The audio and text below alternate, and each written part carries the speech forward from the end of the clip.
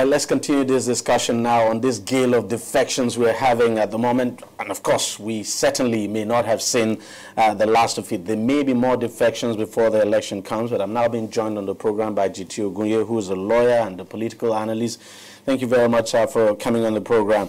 This is one defection. I don't want to call it one defection too many now, but this is like once in... It's unprecedented that you would have this kind of defection. We've never had it in this country where this mass of lawmakers would choose to defect in one day. It must be surprising to you. No, I was not totally surprised, perhaps because of the antecedents. That 52 lawmakers would choose to defect in one day.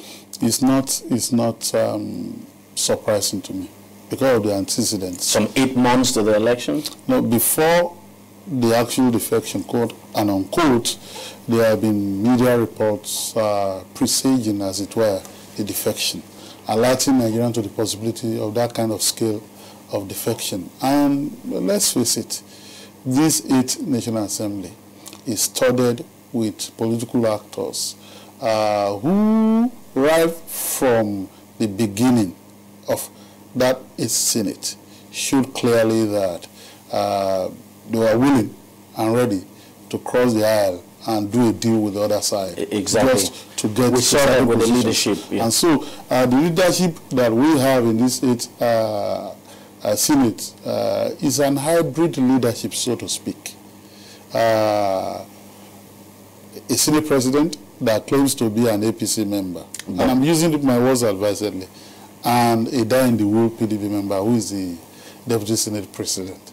And for him to become the Senate President, I'm referring to the Senate President now, he had to rely on the support of PDP senators, striking a deal with them. So we've seen an unusual Senate, and therefore it was possible that we are going to witness an unusual defection. That's the way I look at it.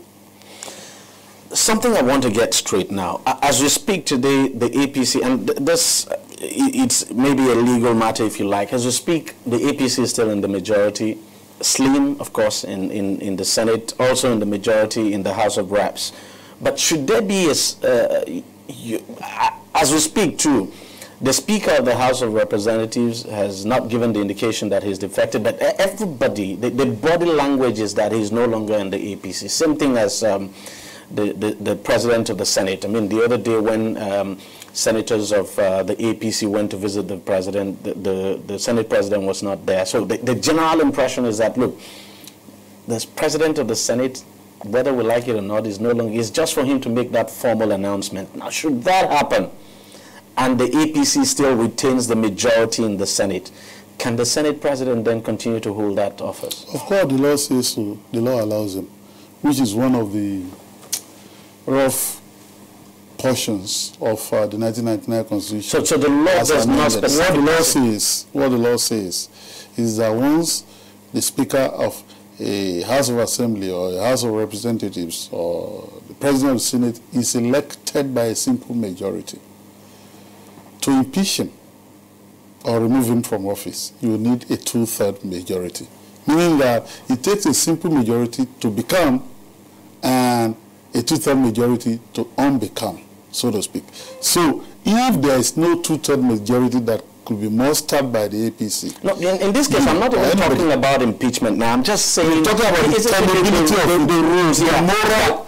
No, not even the morality, but I'm just saying, isn't it the rule and probably the law that it is a majority party in Parliament that should produce a Speaker or the President of the Senate? That's the convention, but that's the convention that was... It's just convention, that's the convention that was upturned by the Senate. When they came in, they had a majority, party, and then the Deputy Senate President from a minority party became the Deputy Senate President. Maybe that was the case of the Deputy Senate, but could that also apply in the case of the Senate President? The Deputy Senate President is as good as a Senate President. The same procedure of emergence. And if the Senate President is not presiding, he's the one that presides. He becomes the Senate President for that purpose. So the point I'm making is that we're dealing with an unusual situation. We're dealing with people who lack scruples, principles, who do not adhere to ideological lines or party lines, who are just interested in occupying offices and capturing power and wielding power. And so, regardless of how they attain that power, they will just go on as if nothing has happened. Even if morality, political morality, become the first casualty, they don't care. They don't care. But as far as the law is concerned, to have a formal impeachment of a speaker or president of the Senate or deputy Senate president, you will need 2/3 majority. And that 2/3 majority cannot happen with the way the Senate so it's just possible that even if the Senate president were to now formally defect, he can still retain his seat as Senate president. And so the brinkmanship, the dissonance, the discord in the National Assembly will continue. Okay. Now, the other time you're talking about body language, I would rather say soul language, and not body language. You know, body and soul. But what I see here is that the body says that these two principal officers of the parliament, their body says that they belong to the APC, but their soul says otherwise. Only yesterday, the governor of Kwara State, the home base of the Senate president, addressed a press conference and declared that our people are putting pressure on us to come back home, meaning that they've been on a journey. Their home always is the party from where they are coming from. You know, so even in terms of imagery, in terms of the language, the choice of words and all that, you can garner a lot of what the mind is saying. Meaning that for them, party line is not sacrosanct. What is sacrosanct is their ambition, is their political interest, is their pursuit and objective. And so whether a platform is available from hell, you know, that will make them achieve the pinnacle of their ambition, they are going to ride on that platform. What impact do you think this could have, you know, for the general elections next year? You know, we're going to have a very testy general election. We're going to witness more desperation on the part of politicians who want to return to the National Assembly, who want to win re-elections if they are gubernatorial seats, who want to hold on to their tops, believing that Nigeria has become their fiefdoms, where their suzerainty and, you know, prominence, you know, prevail. You know, so it's like dividing Nigeria into pieces, spheres of influence. Just as you had in 1885, the Berlin Conference, the partition of Africa. I think that these folks just believe that they partition Nigeria, and that so they should hold sway where and the people so we are going to have more desperation. They don't even regard the people for anything. That's the truth. And I'm not too sure the people regard themselves for something. They don't regard the people for anything. And I'm not very sure the people regard themselves for something. Otherwise, when people say, go and get your PVC, go and get your PVC, you imagine that the people are really, really mad and very dissatisfied with the status quo. And therefore are very angry to vote out all these persons. No. So if the value of your PVC is just 4,000 naira for 4 years, as we saw in Ekiti, can you be said that you've taken yourself seriously? That means you don't have regard for yourself.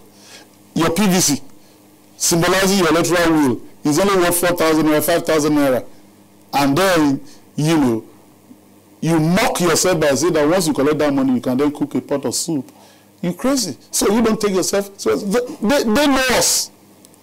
And they're exploiting that. And they're exploiting that. It's sad. You know, people have adduced many reasons for this unfortunate situation in which we find ourselves. People have ascribed to poverty. I said, no, it's not poverty.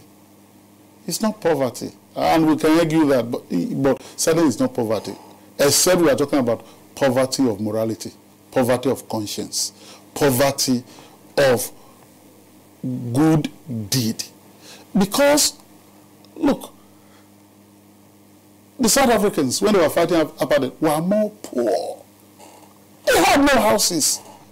They were in slums. They were banished to the worst places in South Africa. So we had to like they were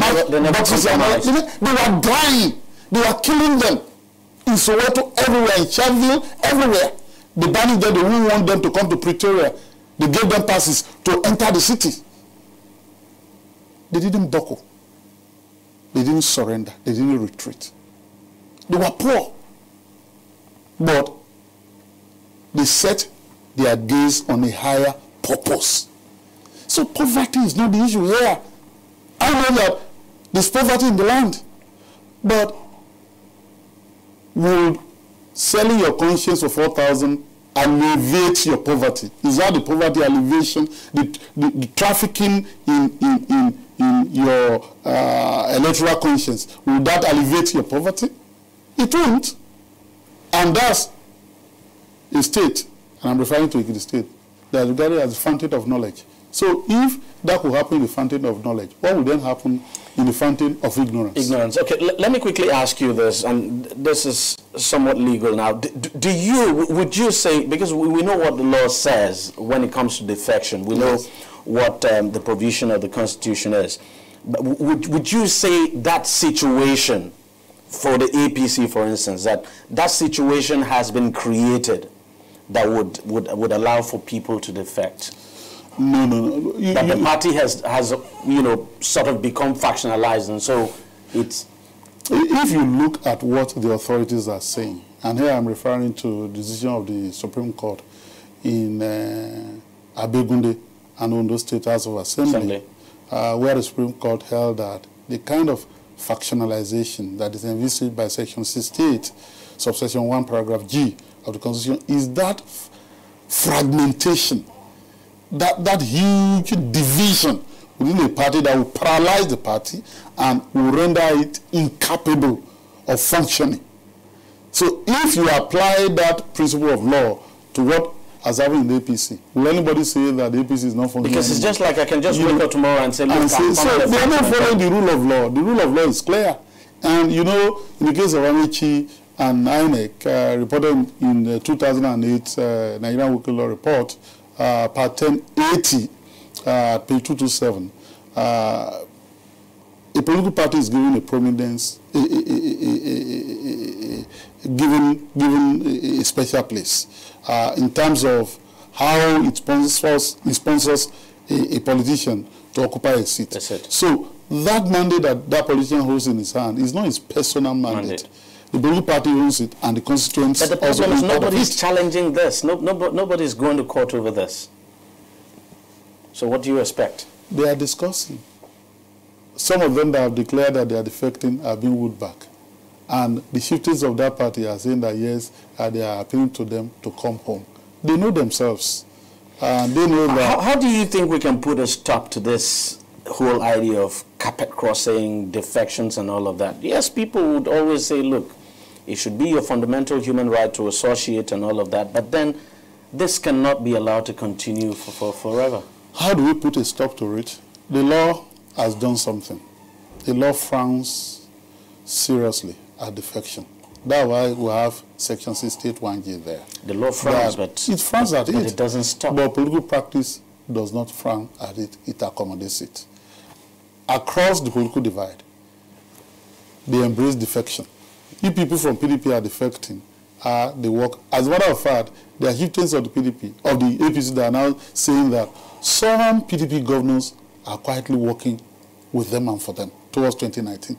So if some PDP elements were to defect today, they will embrace them, regardless of what the law says. Yeah. So they profit from infamy. So we cannot find a solution from the house of treachery of politicians. The solution lies with the people. And the people can provide a solution by using their votes wisely to punish very severely politicians who do what these ones do. Perhaps if they do that, I think that they will learn a lesson or two. Can an individual, say like myself, for instance, if the senator or the House of Reps members now representing my own constituency defects to another party, can I, as an individual, you know, take that senator or House of Reps member now to court? I just think so. I just think so. And this is my legal proposition. You can show that you voted for that person, and you voted for that senator on the basis of the platform, yeah, and the programs as per that platform, and that having jumped ship, therefore engage in political elopement, that you feel very strongly that you should yield that seat so that it can become vacant again and it can be filled all over again. Now, if you say that, you can approach the court, and the court can then say, or the other side can then argue, you don't have the local standing. You can't say that it's the other political party that can say that, or the political party on this platform, he secured that seat that can make that complaint. Now, but you as an individual who forms part of the electorate can indeed come forward to say that, because if you don't test the law, you don't know how far the law can go. I think that it can be done. Because I just get the impression that if something is not really done, as in to get the courts to actually make a very clear-cut pronouncement on this, it will never stop. Because, as you said, we just cannot look up to the politicians to resolve this. It will never happen. Those who are causing the problem are not likely to provide a solution. I wouldn't be surprised if one day the National Assembly decides to make it legal anyway for people to feel free. So yeah, exactly. I mean, it can actually happen. Free transfer. Free transfer. It can actually happen, and if that is going to happen, I think it's one law that could be passed in the twinkle of an eye, just to solve maybe if there was a challenge to this, just to solve that can actually happen, and unfortunately, if you have to change it, you still need the lawmakers. It's quite unfortunate. Thank you very much for coming on the program, and this may not be the last. No, it certainly is not going to be the last. We're going to be reeling from this defection like this, you know, until we come to February. Until maybe weeks to the elections, when the Constitution would not allow. And sometimes they also do this to encircle one another. That's why I use the word brinkmanship, to encircle one another. Oh, who is leaving? I'm leaving. Oh, come back to negotiate a fair deal. So it's become so bizarre and very unfortunate, because some of the things that we are discussing now in other climes, I will use the word sinner, because I believe that we are sane as a people, even if those who are ruling us may not be that sane as the people are saying. In other climes, what we are discussing will be very strange to them, that somebody, a Democrat, is elected, and then he just say, Mr. Speaker, you know, and then they start singing, and then in a very rancorous manner, you know, singing as if they are in a motor park, gleefully that you've abandoned a party that sponsored you to get elected. And you are doing that gleefully. You are backslapping, you are smiling, you are grinning from ear to ear. You know, politicians in this climate, they just amaze me. Amazing. Amazing. Thank you very much for coming on the program. Well, that's it on the program. If you want to watch it again, it's simple. Just go to our website, tv360nigeria.com. You'll find this program and lots more there. You can also subscribe to our YouTube channel. It's youtube.com/TV360Nigeria. Do subscribe now to get the latest videos and updates. You can join us on Google+. It's at TV360Nigeria. Or like us on Facebook. The address is facebook.com/TV360online. Do follow us on Twitter as well. Our handle is at TV360Nigeria. Thank you very much for watching. We'll see you again next week.